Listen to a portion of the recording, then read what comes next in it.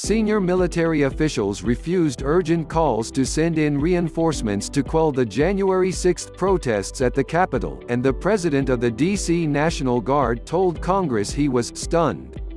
Pentagon authorities in the Trump administration delayed bringing in replacements for 3 hours and 19 minutes after the Capitol was breached, citing a question about optics, according to D.C. National Guard Commanding General William Walker, who spoke before the Senate Rules and Administration Committee.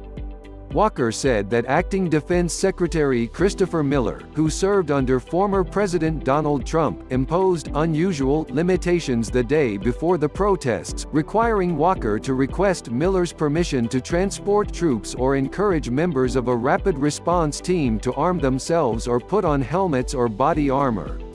On that day, the D.C. National Guard had 340 troops mobilized or ready to deploy to assist D.C. police with traffic management in the Capitol. Within 20 minutes of receiving the order, Walker said he could have had 155 National Guard troops at the Capitol. Instead, those soldiers must wait for hours for permission to assist Capitol Police, who were hopelessly outmanned by rioters. At 1:49 p.m., Walker said he got a frantic call from then Capitol Police Chief Stephen Sund requesting backup. Chief Sund, his voice trembling with grief, suggested that there was a dire situation at the Capitol and asked for as many available National Guardsmen as I could muster, Walker added. The call was then extended to senior military officials. Senior defense officials Charles Flynn and Walter Pyatt, according to Walker, said that having uniformed guardsmen on the Capitol would not be their best military advice. They were concerned about the symbolism of sending soldiers to the Capitol, as well as the possibility of inflaming the crowd, according to Walker.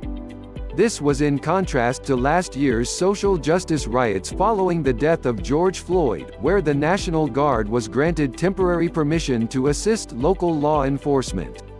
On live television, protesters stormed the Capitol for hours as National Guard forces awaited orders to deploy. Walker said that at one point he loaded troops into buses without authorization in the hopes of receiving approval at any moment.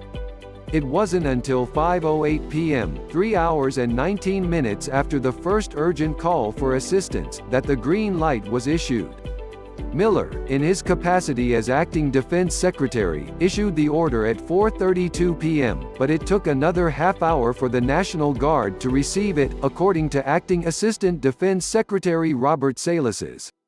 There was no reason given for the delay. That is an issue.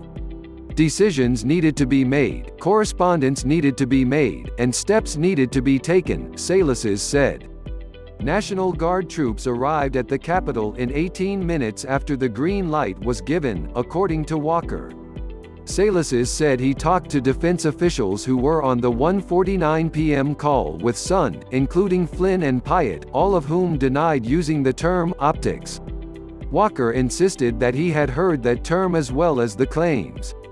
On the call, there were people in the room with me who knew what they heard, he said.